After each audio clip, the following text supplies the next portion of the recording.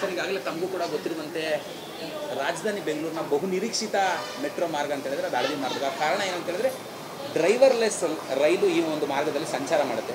ಚೈನಾದಿಂದ ಈಗಾಗಲೇ ಕೂಡ 2 ರೈಲುಗಳು ಬಂದಿತ್ತು.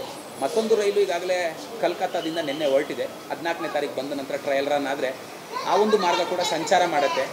ತಮ್ಗೆ ಹೇಗೆ ಅನಿಸುತ್ತೆ ಸರ್ ಅದರಲ್ಲಿ ಓಡಾಡಲಿಕ್ಕೆ ಕುತೂಹಲದಿಂದ ಇದ್ದೀರಾ ಅಂತ? ಸರ್ ಯೂಶ್ವಲಿ ಆ ರೋಡ್ ತುಂಬ ಟ್ರಾಫಿಕ್ ಇರುತ್ತೆ. ಸೊ ಒನ್ಸ್ ಈ ರೈಲು ಸ್ಟಾರ್ಟ್ ಆದರೆ ಆ ರೂಟಲ್ಲಿ ಆರ್ ವಿಯಿಂದ ಬೊಮ್ಮಸಂದ್ರವರೆಗೂ ಸೊ ಟ್ರಾಫಿಕ್ ಕಡಿಮೆ ಆಗುತ್ತೆ. ಆ್ಯಕ್ಚುಲಿ ಹೇಳಬೇಕಂದ್ರೆ ತುಂಬ ಅದು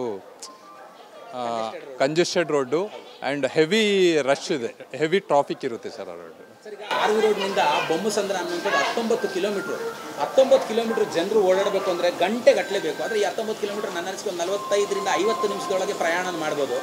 ಸಾಮಾನ್ಯವಾಗಿ ಆ ಮಾರ್ಗದಲ್ಲಿ ಓಡಾಡೋಂಥವ್ರಿಗೆ ಸಹಾಯ ಆಗ್ಬೋದು ಅಂತ ಅನ್ಸುತ್ತಾ? Absolutely sir.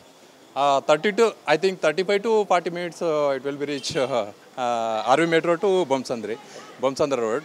ಆ್ಯಕ್ಚುಲಿ ಇದು ಹೇಳ್ಬೇಕಂದ್ರೆ ಎಲ್ಲರಿಗೂ ತುಂಬ ಹೆಲ್ಪ್ ಆಗುತ್ತೆ ಒನ್ಸ್ ಮೆಟ್ರೋ ಸ್ಟಾರ್ಟ್ ಆದರೆ. ಡ್ರೈವರ್ಲೆಸ್ ರೈಲಲ್ಲಿ ಓಡಾಡಲಿಕ್ಕೆ ತಮ್ಗೆ ಹೇಗೆ ಅನ್ಸುತ್ತೆ ಸರ್? ಖುಷಿ ಆಗುತ್ತಾ ಅಂತ ಡ್ರೈವರ್ಲೆಸ್ ರೈಲು? ಯಾಕೆಂದರೆ ಈಗಿರುವಂಥ ಟ್ರೈನ್ಗಳೆಲ್ಲವೂ ಕೂಡ ಲೋಕೋ ಪೈಲಟ್ ಸಮೇತವಾಗಿರುವಂಥದ್ದು. ಇದು ಡ್ರೈವರೇ ಇಲ್ಲದೆ ಓಡಾಡುವಂಥ ಒಂದು ಟ್ರೈನು. ಅದರಲ್ಲಿ ಓಡಾಡಲಿಕ್ಕೆ ತಾವು ಕಾತರದಿಂದ ಕಾಯ್ತಾ ಇದ್ದೀರಾ ಅಂತ ವೆಯ್ಟ್ ಮಾಡ್ತಿದ್ದೀರಾ? ಹಾಂ ಸರ್. ಯೂಶ್ವಲಿ ಇದೆಲ್ಲ ಫಾರಿನ್ ಕಂಟ್ರೀಸಲ್ಲೇ ನೋಡ್ತಾ ಇದ್ವಿ ನಾವು. ಐ ಥಿಂಕ್ ಇಂಡಿಯಾದಲ್ಲಿ ಡ್ರೈವರ್ಲೆಸ್ ಇದು ಫಸ್ಟ್ ಅನಿಸುತ್ತೆ. ಸೊ ಅದೊಂದು ಒಳ್ಳೆ ಎಕ್ಸ್ಪೀರಿಯನ್ಸ್ ಅನಿಸುತ್ತೆ ಸರ್ ಎಲ್ಲರಿಗೂ. Very happy sir. Absolutely sir. Pollution ಕಡಿಮೆ ಆಗುತ್ತೆ, ಟ್ರಾಫಿಕ್ಕು ಕಡಿಮೆ ಆಗುತ್ತೆ.